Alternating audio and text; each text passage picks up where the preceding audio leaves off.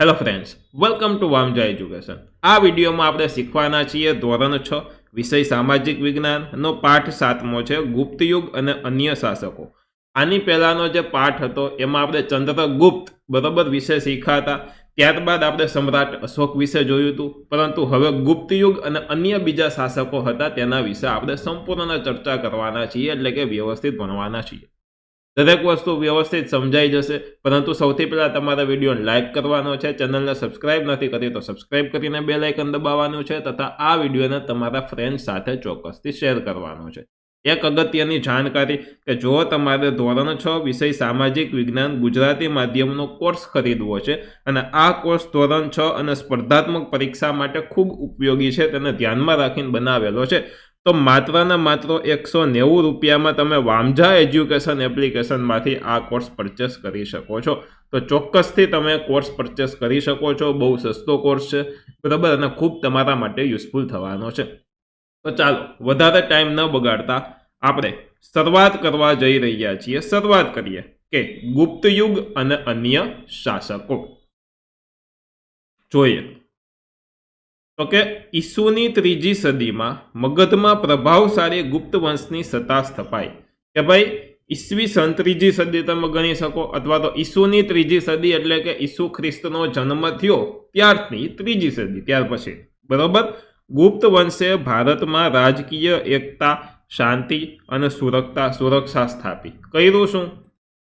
ભારતમાં રાજકીય એકતા, શાંતિ અને સુરક્ષા સ્થાપી। પ્રશ્ન એવો પૂછે કે ભારતમાં રાજકીય એકતા, શાંતિ, સુરક્ષા કોને સ્થાપી?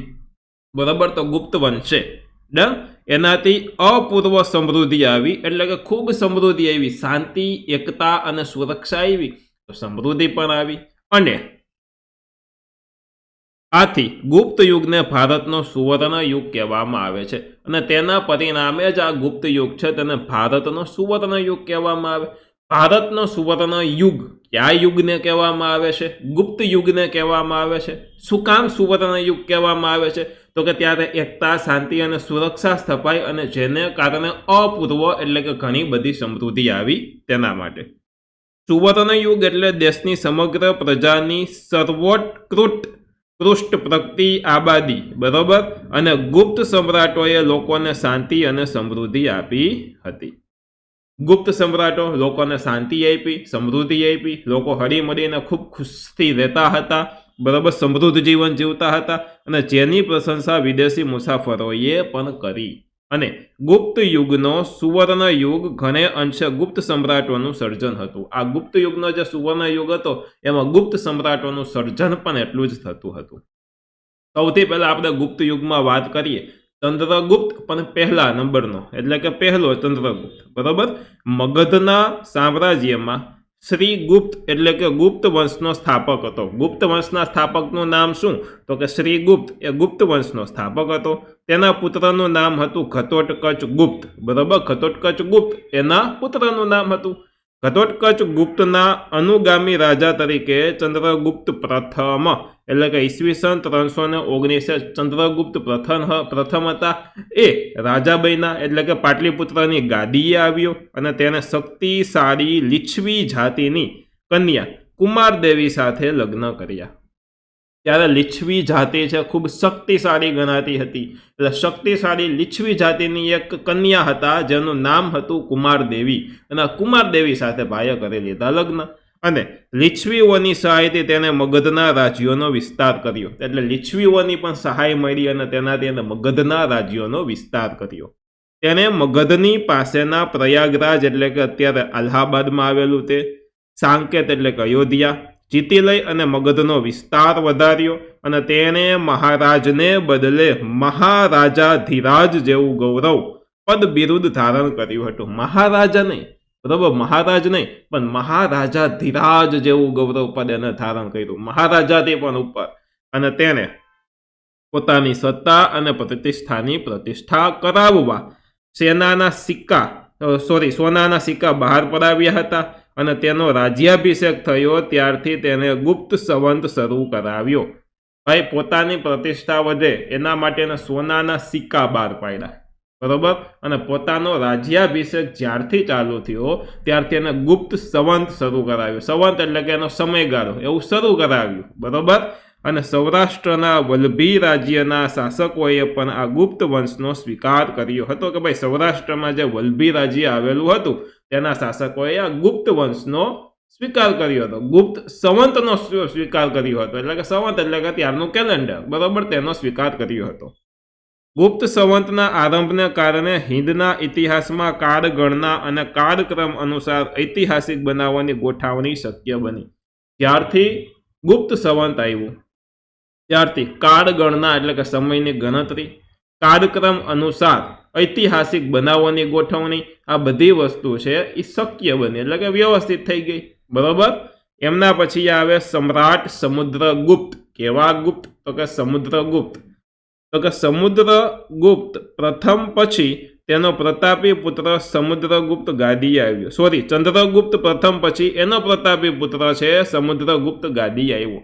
ચંદ્રગુપ્ત પહેલો, એના છોકરાનું નામ હતું સમુદ્રગુપ્ત. ચંદ્રગુપ્ત ગયો એટલે એનો છોકરો આવ્યો જેનું નામ હતું સમુદ્રગુપ્ત. એ ગાદીએ આવ્યો, એના ગાદીએ સંભાળી. અને સમુદ્રગુપ્તના સમયની માહિતી પ્રયાગરાજના સ્તંભલેખ એટલે કે પ્રયાગ પ્રશસ્તિ અને તેના સિક્કાઓમાંથી મળે છે. આની માહિતી ક્યાંથી મળે છે? બરોબર, તો કે પ્રયાગરાજના સ્તંભલેખ એક છે જેનું નામ છે પ્રયાગ પ્રશસ્તિ, અને ત્યારના જે પ્રયાગરાજના સિક્કાઓ છે એમાંથી મળે છે. અને આ પ્રશસ્તિ રાજકવિ હરિસેને રચી છે કે ભાઈ રાજકવિ ત્યારના હરિસેન હતા. બરોબર, તેને રચેલી છે. જેમાં સમ્રાટ ચંદ્રગુપ્તના દિગ્વિજયો અને સાંસ્કૃતિક સિદ્ધિઓ વર્ણવી છે કે ભાઈ સમ્રાટ ચંદ્રગુપ્ત હતા. બરોબર, એના દિગ્વિજયો અને જે વિજયો મેળવ્યા તે સાંસ્કૃતિક એની સિદ્ધિઓ હતી. આ બધી જ વસ્તુ એની વાત કરેલી છે. અને તેને ખૂબ જ ઓછા સમયમાં ઉત્તર ભારતના મોટા ભાગના રાજ્યોથી માંડી અને અફઘાનિસ્તાનના કુષાણ શાસન તંત્ર સુધી તેનો વિજય યાત્રા કરી હતી. એટલે ખૂબ મોટો વિસ્તાર ખૂબ ઓછા સમયમાં જીતી લીધો હતો. અને દક્ષિણમાં લગભગ 12 જેટલા રાજાઓને હરાવ્યા અને તેને આ રાજાઓને હરાવીને તેમના રાજ્યોને ખાલસા કરવાને બદલે તેઓને ખંડિયા રાજાઓ તરીકે ડહાપણપૂર્વક પુનઃ પ્રસ્થાપિત કર્યા. જો રાજાને હરાવીને તે પ્રદેશ છે તેને ખાલસા કરવો એટલે કે લઈ લેવો. બરોબર, લઈ લેવાને બદલે શું કર્યું? તો કે ખંડિયા રાજાઓ તરીકે ડહાપણપૂર્વક પુનઃ સ્થાપિત કર્યા. એટલે પાછા એ જ રાજાઓને ત્યાં બેસાડ્યા અને ડાયું ડમરું એને ગુપ્ત યુગ એટલે ટૂંકમાં ગુપ્ત શાસન છે. બરોબર, તેની અંડરમાં તેને કામ કરવાનું એ રીતે તેને બેસાડી દીધા. બરોબર, સ્થાપિત કર્યા. અને રાજ્યનો વહીવટ ચલાવવા રાજ્યપાલો અને અધિકારીઓની નિમણૂક કરવામાં આવતી. બરોબર, રાજ્યનો વહીવટ કરવા માટે રાજ્યપાલ બનાવવામાં આવે, અધિકારીની નિમણૂક કરવામાં આવે. તો આ રીતના રાજ્યનો વહીવટ થતો હતો. સમુદ્રગુપ્ત મહાન વિજેતા અને સંસ્કારી સમ્રાટ હતો. ખૂબ સંસ્કારી સમ્રાટ, સંસ્કારવાળા સમ્રાટ હતા તે. બરોબર, અને તેની સાહિત્યિક સિદ્ધિઓ તથા ચારિત્ર પણ નોંધપાત્ર હતા. એની સાહિત્યિક સિદ્ધિઓ પણ ખૂબ સારી હતી, ચરિત્ર પણ તેમનું સારું હતું, કોઈ ખરાબ માણસ ન કહેવાય. તેને અનેક કાવ્યોની રચના કરી, કવિરાજનું બિરુદ તેમને મેળવ્યું. કાવ્યની રચના કરીને કવિરાજનું બિરુદ તેમને મેળવ્યું. કવિરાજનું બિરુદ કોને મેળવેલું છે? તો સમુદ્રગુપ્તે. સમુદ્રગુપ્ત કોણ? ચંદ્રગુપ્તનો પુત્ર. તેમને કવિરાજનું બિરુદ મેળવેલું છે. કમનસીબે તેનું આજે એક પણ કાવ્ય મળતું નથી. અત્યારે તેમનું એક પણ કાવ્ય અત્યારે અવેલેબલ નથી એટલે કે મળતું નથી. અને એક સિક્કામાં સમુદ્રગુપ્તને વીણા વગાડતો દર્શાવવામાં આવ્યો છે. એક સિક્કો એવો હતો કે જેમાં સમુદ્રગુપ્ત વીણા વગાડતો હોય એવું દર્શાવવામાં આવ્યું છે. તે છે. બરોબર, અને જે તેનો સંગીત પ્રેમ દર્શાવે છે. એટલે એનું કોઈ કાવ્ય અત્યારે નથી. કોઈ એમ કહે કે સમુદ્રગુપ્તે કેવું કાવ્ય લખેલું, તો કોઈને ખબર જ નથી, અત્યારે અવેલેબલ જ નથી. એટલે બરોબર, તેના શાસનકાળ દરમિયાન અનેક મંદિરો, બૌદ્ધ વિહારો અને જૈન ઉપાશ્રયો બંધાણા હતા. જો દરેક ધર્મમાં એને સારું કામ કરેલું હતું. મંદિરોય બનાવ્યા છે, બૌદ્ધ વિહારોય બનાવ્યા છે, જૈનના ઉપાશ્રયોય બનાવેલા છે. તેને અશ્વમેઘ યજ્ઞ કર્યો હતો. આ સંદર્ભે તેને સિક્કા પડાવ્યા હતા એટલે કે સિક્કા બહાર પાડ્યા હતા. તેણે પોતાના દરબારમાં વિદ્વાનોને એકત્રિત કરી અને ઉચ્ચ પ્રકારનું સાહિત્ય સર્જન કરાવ્યું હતું કે પોતાના દરબારમાં ઘણા બધા વિદ્વાનોને ભેગા કર્યા અને ઉચ્ચ પ્રકારનું સાહિત્ય સર્જન કરાવ્યું હતું, એટલે કે સાહિત્યની દ્રષ્ટિએ ખૂબ સારું કામ કર્યું હતું. જ્ઞાનીઓ તેની અને તે જ્ઞાનીઓની સોબત ઈચ્છતા હતા, એટલે કે જ્ઞાનીઓ આનું સારું ઈચ્છે અને આ વ્યક્તિ જ્ઞાનીઓનું સારું ઈચ્છતો હતો અને તેને હિન્દુ ધર્મને ઉત્તેજન આપ્યું હતું અને તેને સામાજિક રીતિ રિવાજોને સ્વીકાર્યા હતા. જે સમાજના રીતિ રિવાજો હતા તેને સ્વીકારેલા હતા. પ્રાચીન ભારતના ઇતિહાસમાં સમુદ્રગુપ્તનું સ્થાન વિશિષ્ટ અને નોંધપાત્ર છે, એટલે ખૂબ સારું છે, ખૂબ વિશિષ્ટ અને નોંધપાત્ર છે. અને ગુપ્ત સામ્રાજ્યની મહત્તાનો તે સર્જક હતો, એટલે કે ગુપ્ત સામ્રાજ્ય છે એની એક મહાનતાનો તે સર્જક કહી શકાય. બરોબર.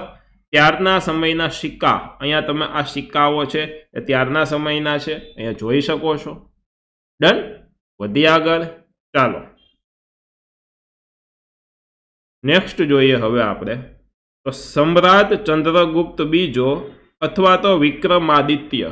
બરોબર. બીજા નંબરનો સમ્રાટ ચંદ્રગુપ્ત. બરોબર. સમુદ્રગુપ્તનું અવસાન થયું એટલે તેના સાથે ચંદ્રગુપ્ત બીજો ગાદી ઉપર આવ્યો અને તેને પિતાએ વારસામાં આપેલા વિશાળ સામ્રાજ્યને સફળતાપૂર્વક સાચવ્યું. જુઓ, પહેલા હતો ચંદ્રગુપ્ત. બરાબર. એના છોકરાનું નામ પાડ્યું સમુદ્રગુપ્ત. એના છોકરાએ ફરી પાછું એના દાદા જેવું નામ પાડ્યું, એટલે કે છોકરાના દાદા જેવું, એટલે કે આ સમુદ્રગુપ્તના પિતા જેવું કે ભાઈ હવે આ ચંદ્રગુપ્ત આ પેલો હતો આ ચંદ્રગુપ્ત, પણ આ બીજા નંબરનો. બરોબર. પેલો ચંદ્રગુપ્ત પહેલો, એનો છોકરો સમુદ્રગુપ્ત, પાછો એનો છોકરો ચંદ્રગુપ્ત બીજા નંબરનો. બરોબર. હવે પાછો કોઈનું ચંદ્રગુપ્ત પેઢીમાં નામ રાખે તો એ ત્રીજા નંબરનો, પછી ચોથા નંબરનો, એવી રીતના એલા રાખે. બરોબર. નામ રિપીટ કરતા ઘણી વાર. અને સમુદ્રગુપ્તનું અવસાન થયું એટલે તેના સાથે ચંદ્રગુપ્ત બીજો ગાદી ઉપર આવ્યો. તેને પિતાએ વારસામાં આપેલા વિશાળ સામ્રાજ્યને સફળતાપૂર્વક સાચવ્યું. એટલું જ નહીં પણ કેટલાક વિજયો મેળવીને સામ્રાજ્યનો એને વિસ્તાર પણ વધાર્યો, કે ભાઈ ઘણા બધા વિજયો મેળવ્યા અને એનો વિસ્તાર પણ એને વધાર્યો છે. ચંદ્રગુપ્ત બીજો ગુપ્ત વંશનો સૌથી પ્રભાવશાળી શાસક હતો. ગુપ્ત વંશ જે હતો એનો સૌથી પ્રભાવશાળી શાસક કોઈ હોય તો એ હતો ચંદ્રગુપ્ત બીજા નંબરનો. તેના સામ્રાજ્યની સરહદો શક રાજ્ય સુધી વિસ્તરેલી હતી. શક હુણ. બરાબર. આ શક રાજ્ય સુધી વિસ્તરેલી હતી. તેને ગુજરાત ઉપર હુમલો કરી અને ક્ષત્રપ વંશના રાજાનો અંત આણ્યો હતો. કોણ? તો કે ક્ષત્રપ વંશ હતો એના રાજાનો અંત આણ્યો, એટલે કે અંત કર્યો.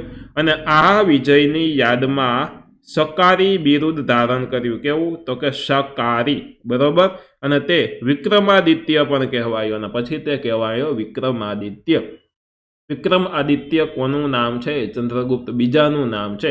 ક્યારે નામ પડ્યું, એને કયું બિરુદ મળ્યું? તો કે એને ક્ષત્રપ વંશનો રાજ્યનો અંત કર્યો ગુજરાતની ઉપર. બરોબર. અને આ વિજયની યાદમાં એને સકારી બિરુદ આપવામાં આવ્યું અને એને વિક્રમાદિત્ય પણ કહેવાયો. સકારી અને વિક્રમાદિત્ય.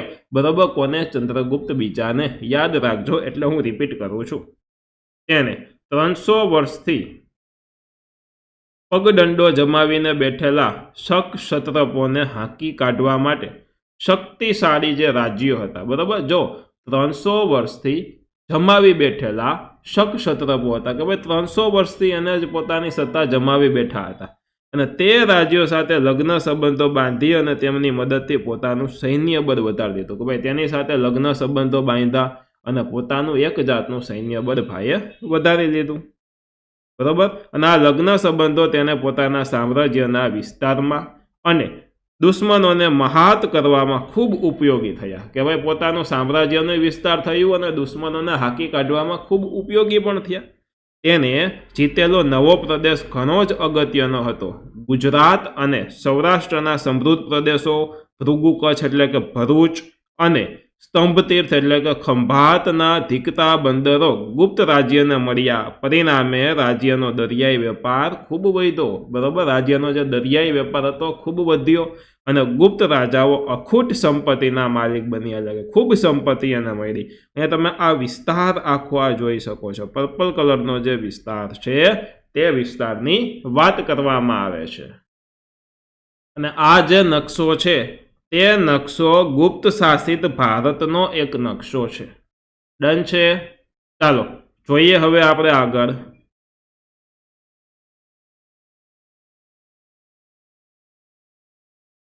ચંદ્રગુપ્ત દ્વિતીયના સમયમાં એટલે કે બીજા નંબરનો ચંદ્રગુપ્ત એના સમયમાં આવેલા ચીની યાત્રાળુ છે ફાહિયાને ગુપ્ત રાજ્ય વહીવટના અને ગુપ્ત સામ્રાજ્યના સમૃદ્ધિના વખાણ કર્યા કે ભાઈ ચીની એક યાત્રાળુ હતો જેમનું નામ હતું ફાહિયાન છે તે આવ્યા અને ગુપ્ત સામ્રાજ્યની સમૃદ્ધિના ખૂબ વખાણ કર્યા અને ચંદ્રગુપ્ત બીજો વૈષ્ણવ ધર્મી હોવા છતાં અન્ય ધર્મો પ્રત્યે ખૂબ આદરભાવ ધરાવતો હતો. પોતે વૈષ્ણવ બીજા ધર્મો પ્રત્યે ખૂબ આદરભાવ રાખે, કોઈનું અપમાન ન કરે.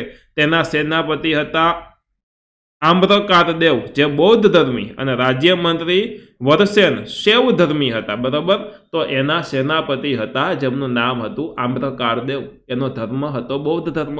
જેમના રાજ્યમંત્રી હતા વરસેન, જેનો ધર્મ હતો શૈવ ધર્મ. બરાબર, તો અલગ અલગ ધર્મોવાળા પણ શાસકો રાખતો હતો. બરાબર, એટલે કે અધિકારીઓ રાખતા હતા.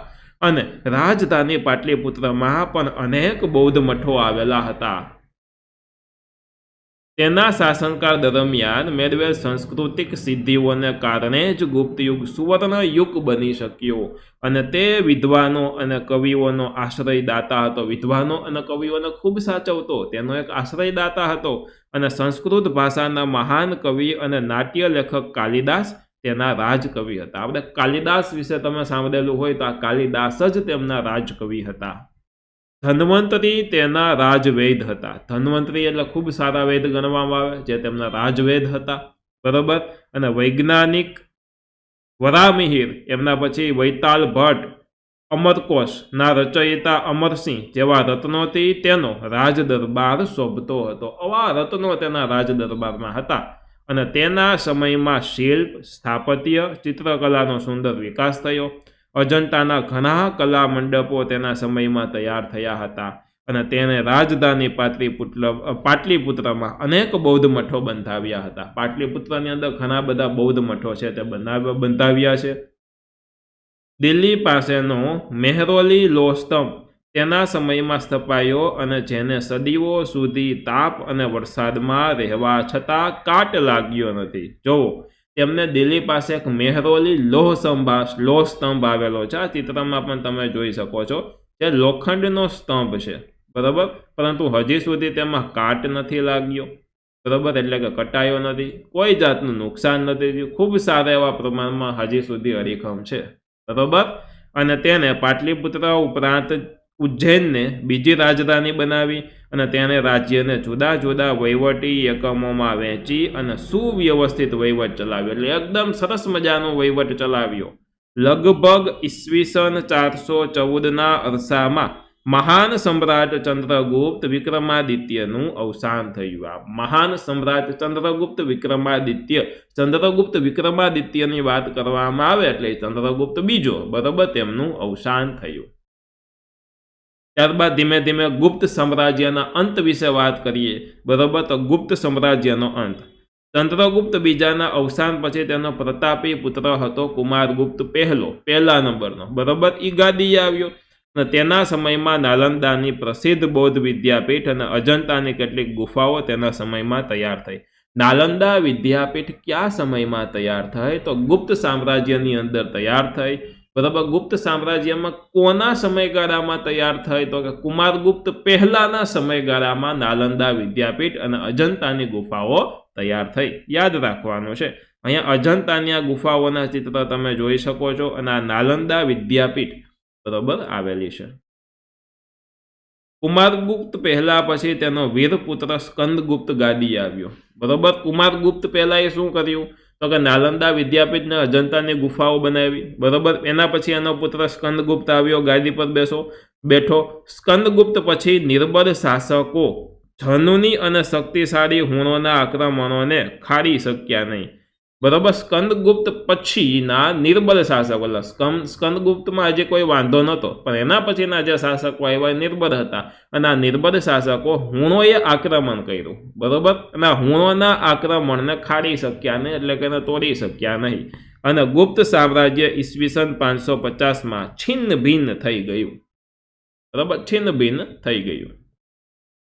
ગુપ્ત યુગની શાસન વ્યવસ્થા વિશે આપણે વાત કરીએ તો ગુપ્ત યુગના શાસનતંત્ર વિશે આપણને અભિલેખો, સ્મૃતિઓ, પુરાણોમાંથી માહિતી મળે છે અને તે પ્રમાણે શાસન તંત્ર કેન્દ્રીય, પ્રાંતીય અને સ્થાનિક એમ 3 વિભાગમાં વહેંચાયેલું હતું. કોઈ પણ શાસન હોય, એક તો પહેલું તો કેન્દ્રીય શાસન હોય કે મેઇન કેન્દ્રમાંથી, એના પછી પ્રાંતીય એટલે કે અલગ અલગ પ્રાંતમાં, અને પ્રાંતની અંદરના જે સ્થાનિક જગ્યા આવેલી હોય પછી સ્થાનિક, એવી રીતના 3 ભાગોની અંદર વહેંચાયેલું હતું.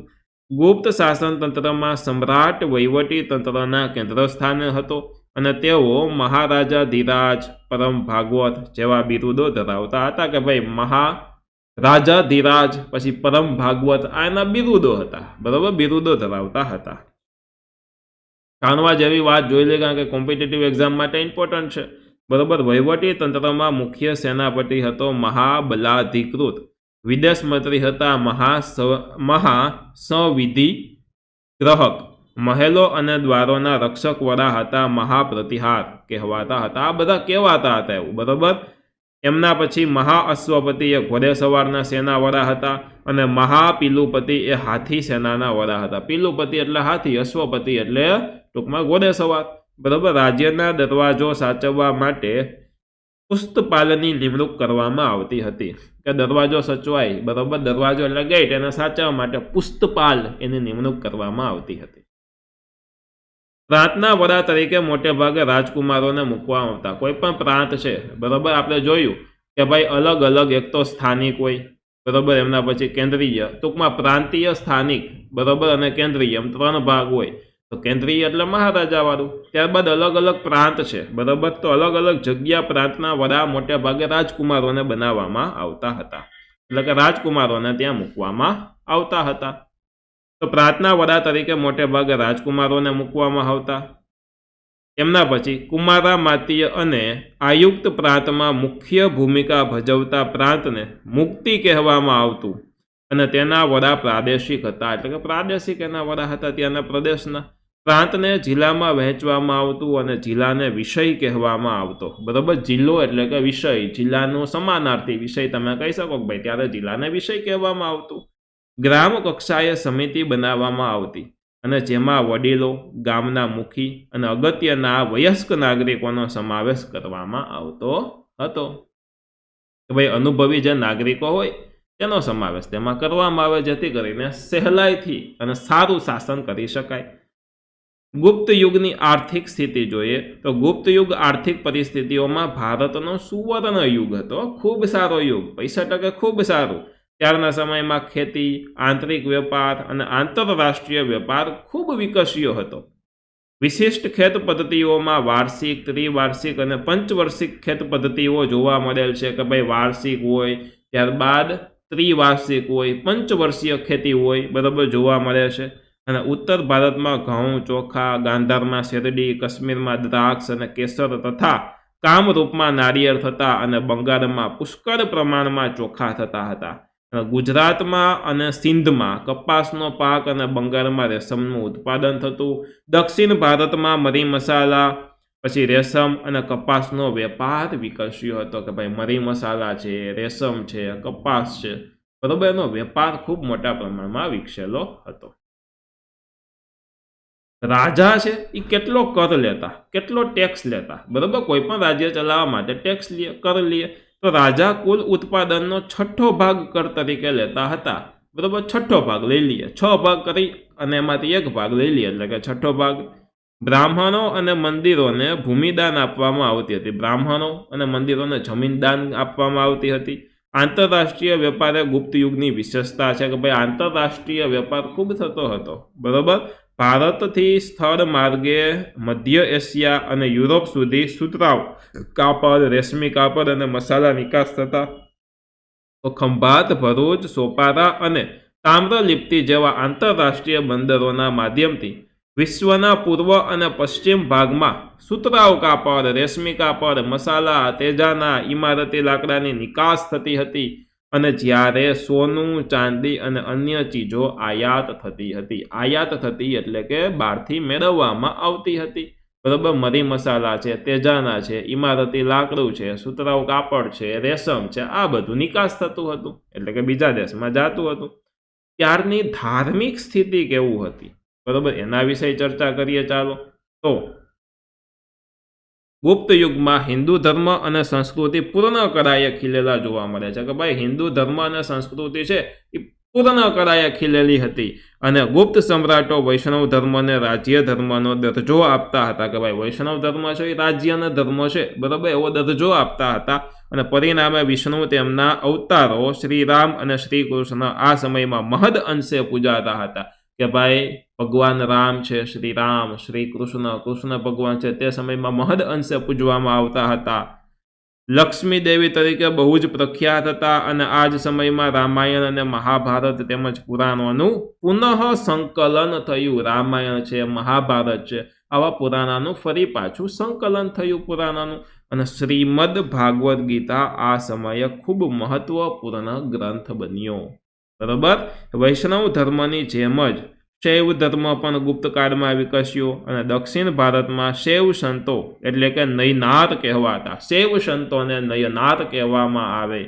અને કહેવાતા અને વૈષ્ણવ સંતોને અલવાર કહેવાતા અલવાર કોને કહેવાતા વૈષ્ણવ સંતોને નયનાર કોને કહેવાતા શૈવ સંતોને કહેવાતા અને મહિષાસુર મર્દિની એટલે કે દુર્ગાની પૂજા પણ પ્રચલિત થઈ માતા દુર્ગા એટલે કે મહિષાસુર મર્દિની બરાબર તેમની પણ પૂજા થવાનું ચાલુ થઈ એટલે કે પૂજા પ્રચલિત થઈ અને સૂર્ય અને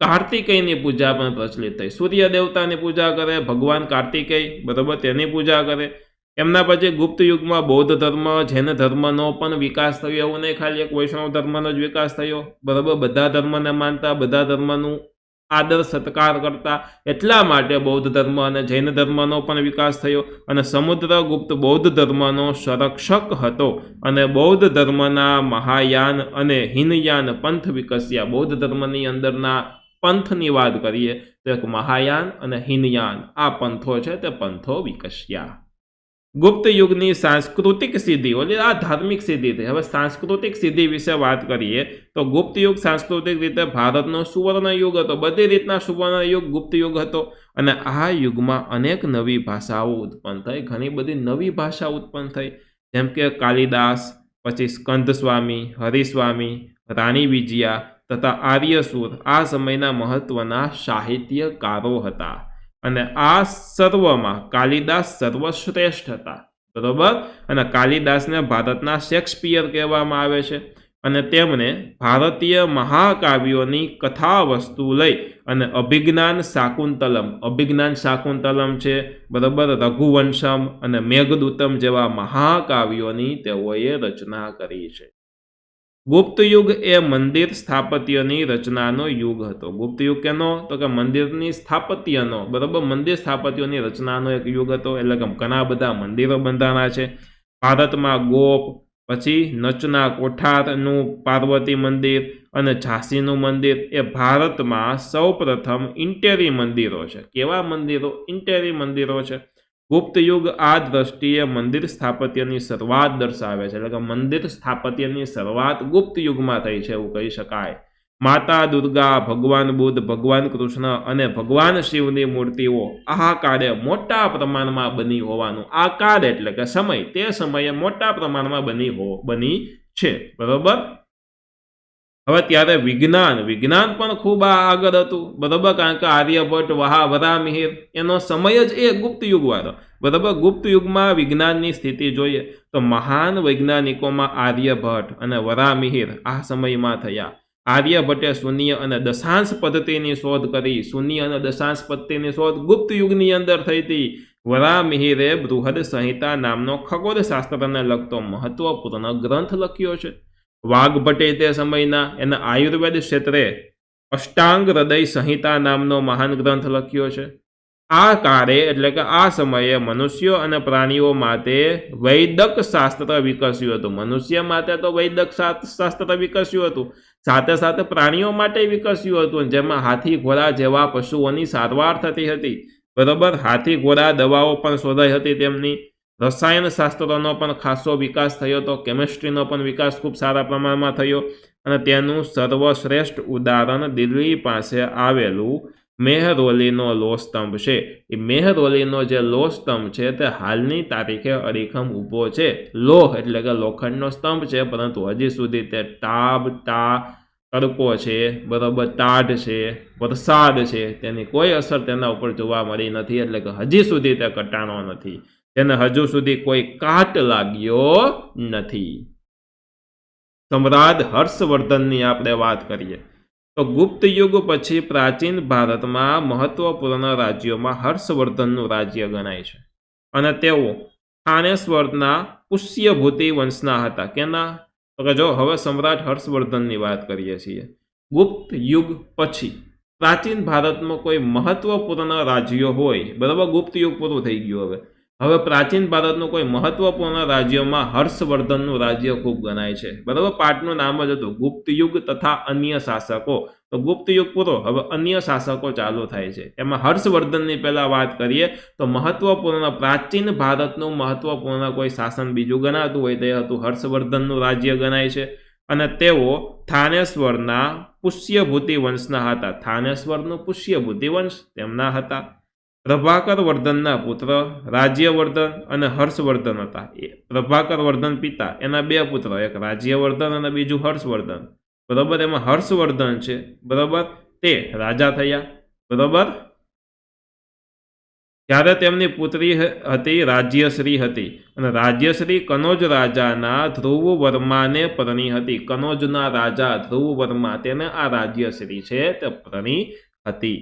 અને ગોડ રાજવી શશાંક અને માલવ રાજે રાજ્યશ્રીનું અપહરણ કરી અને રાજ્ય પર આક્રમણ કરતા મોટી કટોકટી ઊભી થઈ. જોવો થયું કેવું ખબર?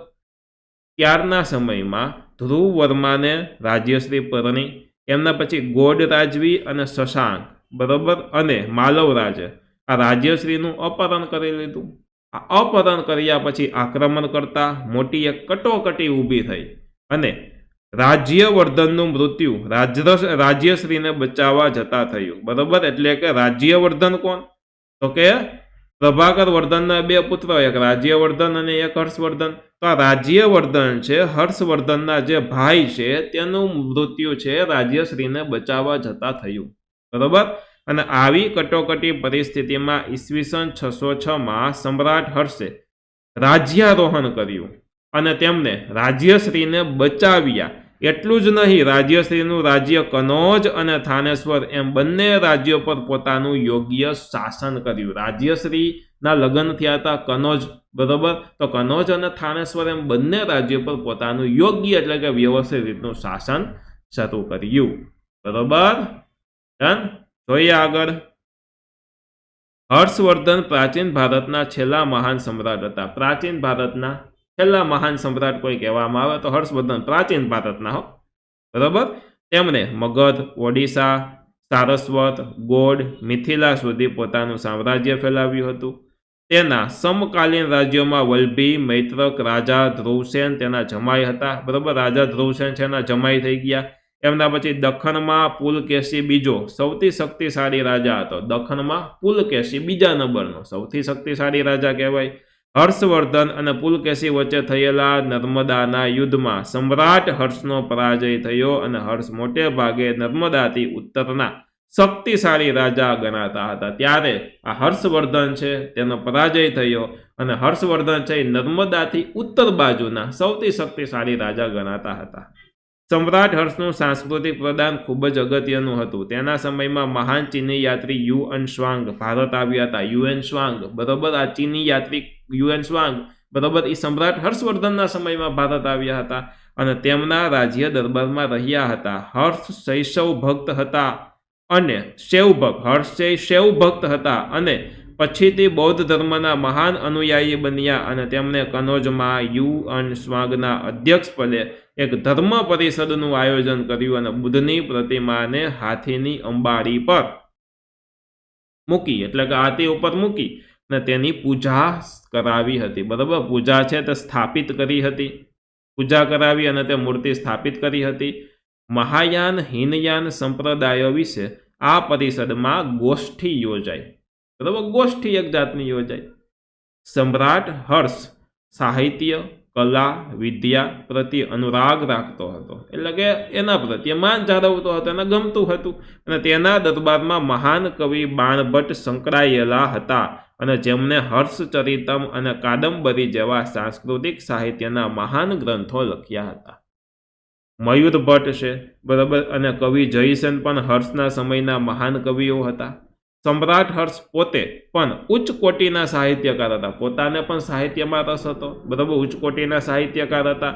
અને તેમણે પ્રિયદર્શિકા અને રત્નાવલી નામના 2 નાટકોની રચના કરી હતી. પ્રિયદર્શિકા અને રત્નાવલી, આ 2 નાટકોની તેઓએ રચના કરી હતી. સાથે સાથે ભગવાન બુદ્ધની જાતક કથાઓ ઉપર નાગાનંદ નામનું વિશિષ્ટ નાટક પણ તેઓએ લખ્યું હતું. હર્ષે અન્ય દેશો સાથે પણ મૈત્રી સંબંધો બાંધ્યા હતા, એટલે કે મિત્રતાના સંબંધો બાંધ્યા. તેને પોતાનો દૂત મંડળને ચીનમાં મોકલ્યા હતા. તે જ રીતે ચીનથી ભારતમાં ચીનના દૂત મંડળે મુલાકાત લીધી હતી. અહીંયાના દૂત ચીનમાં ગયા, ચીનના દૂત અહીંયા આવ્યા, બરોબર. અને આ દ્રષ્ટિએ સમ્રાટ હર્ષ એક ઉચ્ચ કોટીના શાસક, વિજેતા, વહીવટીકર્તા અને સાહિત્યકાર હતા. અને તેમણે નાલંદા વિદ્યાપીઠને નિભાવવા માટે 100 ગામ ભેટમાં આપ્યા હતા, કે ભાઈ નાલંદા વિદ્યાપીઠ વ્યવસ્થિત રીતે ચાલે એના માટે 100 ગામ તેઓને ભેટમાં આપેલા હતા. એમના પછીના કોઈ રાજાની વાત કરીએ તો એ છે પુલકેશી બીજો. પુલકેશી પણ બીજા નંબરનો, બરાબર. પહેલો બીજો કેમ થાય, હમણાં આગળ આપણે જોયું ચંદ્રગુપ્ત પહેલો, પછી એનો છોકરો સમુદ્રગુપ્ત, પછી એનો છોકરો પાછો ચંદ્રગુપ્ત બીજો, એટલે બીજા નંબરનો એ ચંદ્રગુપ્ત હોય એમ, બરાબર.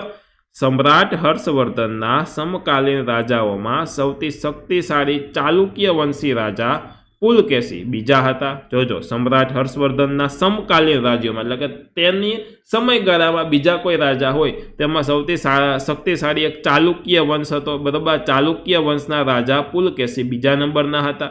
તેમણે મહારાષ્ટ્રમાં રાષ્ટ્રકૂટો પાસેથી સત્તા આંચકી. મહારાષ્ટ્રની અંદર રાષ્ટ્રકૂટો હતા, તેની પાસેથી સત્તા આંચકી લીધી, છીનવી લીધી અને રાજ્ય સ્થાપ્યું હતું. પુલકેશી બીજાએ 40 વર્ષ જેટલા લાંબા સમય સુધી શાસન કર્યું હતું. 40 વર્ષ જેટલા લાંબા સમય સુધી શાસન કર્યું અને તેણે સમ્રાટ હર્ષને પણ હરાવ્યા હતા અને તે મહાન વિજેતા હતા. તેને દક્ષિણ ભારતના કાદંબો, બરાબર, પછી એમના પછી છે માહેશ્વરના ગંગો, કોંકણના મૌર્યોને હરાવી અને દક્ષિણ પથના સ્વામીનું બિરુદ પ્રાપ્ત કર્યું હતું. લાટ, માલવ અને ગુર્જરોને પણ તેને હરાવ્યા હતા અને કર્ણાટક, મહારાષ્ટ્ર અને કોંકણ એ સમયના વિસ્તારનો તે સ્વામી હતો. હર્ષની જેમ તેને પણ અન્ય દેશો સાથે સંબંધો વિકસાવ્યા હતા. તેને ઈરાનમાં પોતાના એક રાજદૂતને મોકલ્યો અને ઈરાનના શહેનશાહ ખુસરો બીજા તેના મિત્ર હતા. ઈરાનના એક શહેનશાહ ખુસરો, એ પણ બીજા નંબરના, બરાબર, એ તેના મિત્ર હતા. ત્યાં પહેલો બીજો ચાલતું હતું. અન્ય રાજ્યોની આપણે દોસ્તો વાત કરીએ તો આ સમયે અન્ય રાજ્યોમાં એક તો કાંચીના પલ્લવો થઈ ગયા, એમના પછી રાજસ્થાનના ગુર્જર થઈ ગયા, પ્રતિહારો, વલ્લભીના મૈત્રકો, દક્ષિણ ગુજરાતના ગુર્જરો, કાશ્મીરના કરકોટકો, બરાબર, વગેરેનો સમાવેશ થાય છે. અને જેમાં કાંચીના પલ્લવો સ્થાપત્ય અને કલાને લીધે પ્રખ્યાત હતા. સ્થાપત્ય અને કલાની દ્રષ્ટિએ ખૂબ પ્રખ્યાત. અને તેણે બ્રહ્મા, વિષ્ણુ, મહેશની અનેક મૂર્તિઓ, શિલાઓ કંડારી અને મંદિરો બંધાવ્યા હતા. બ્રહ્મા, વિષ્ણુ અને મહેશના. અને મહાબલીપુરમના સમુદ્ર તટે રથ મંદિરો બંધાવનારા પલ્લવોએ ભારતની સાંસ્કૃતિક સમૃદ્ધિમાં વધારો કર્યો છે. જોજો ખાસ, મહાબલીપુરમના સમુદ્ર તટે કેવા મંદિરો, રથ મંદિરો, કોને બંધાવેલા? પલ્લવોએ, બરાબર, બંધાવેલા છે. અને કાંજીવરમમાં તેમણે બંધાવેલું કૈલાસ મંદિર તે સમયનું સૌથી શ્રેષ્ઠ મંદિર ગણાવી શકાય, કે કૈલાસ મંદિર હતું તે સમયનું સૌથી શ્રેષ્ઠ મંદિર હતું. તો દોસ્તો, આ હતો આપણો આ સરસ મજાનો પાઠ. આશા રાખું છું કે આખો પાઠ વ્યવસ્થિત તમને સમજાઈ ગયો છે, બરાબર. ગુપ્ત યુગ અને અન્ય શાસકો જોયા. પહેલા ગુપ્ત યુગ જોયો, બરાબર, ચંદ્રગુપ્ત પહેલો, સમુદ્રગુપ્ત, ચંદ્રગુપ્ત બીજો, આ ગુપ્ત યુગ જોયો. ત્યારબાદ હર્ષવર્ધન રાજા જોયા, ત્યારબાદ અન્ય રાજાઓ વિશે આપણે માહિતી મેળવી. આશા રાખું છું કે મેં તમને જે સમજાવ્યું છે તમને કોમ્પિટિટિવ એક્ઝામ તથા ધોરણ 6ના કોઈ વિદ્યાર્થીઓ હોય તો તેમને ખૂબ હેલ્પફુલ થવાનો છે. તો ચોક્કસથી વિડીયોને લાઇક કરો. ચેનલમાં નવા છો તો સબસ્ક્રાઇબ કરીને તમારે બેલ આઇકન દબાવવાનું છે. તથા તમારે ધોરણ 6 વિષય સામાજિક વિજ્ઞાનનો કોર્સ ખરીદવો હોય તો વામજા એજ્યુકેશન એપ્લિકેશનમાં માત્ર 190 રૂપિયાથી ચાલુ થાય છે કોર્સ. તો ચોક્કસથી તમે આ કોર્સ બરોબર નો લાભ લઈ શકો છો. મળીએ છીએ દોસ્તો નેક્સ્ટ વિડીયોમાં. બરોબર, ત્યાં સુધીમાં લાઇક, શેર, સબસ્ક્રાઇબ, કોમેન્ટ કરવાનું ભૂલતા નહીં. ધન્યવાદ.